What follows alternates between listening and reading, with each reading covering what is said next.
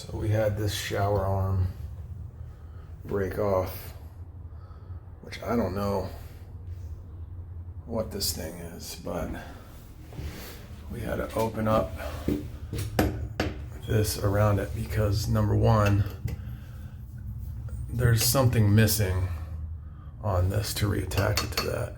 And number two, whatever nipple that is, my 1/2-inch pipe nipple extractor would not fit in there no matter what I did. And it's plastic or something. I don't know. I don't know what this is. This is probably from IKEA or something stupid. So we had to open up this just so I could get a pair of channel locks in there, and I'm hoping I can twist that off. All right. Not gonna lie, I've been trying to get this out for like 10 minutes, maybe longer. I finally got it to loosen up. I almost gave up. I was just gonna cut it and put on a new one. That would have been impossible if this wasn't open. The tile wasn't gone. Absolutely impossible.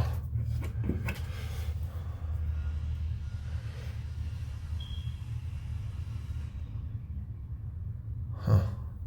I'm telling you, I tried to get my 1/2-inch nipple extractor in there. It would not go for whatever reason.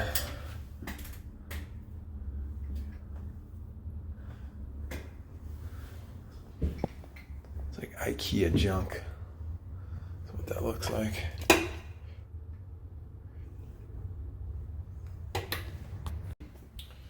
So we're gonna install a regular shower head. This is a Mullen shower head from one of those repair plates, kits, whatever you want to call it, that I didn't use. So let me set these down. We'll just, oh, I need to tighten those first. It's not fancy like the old one, but that's what the owner wanted to do,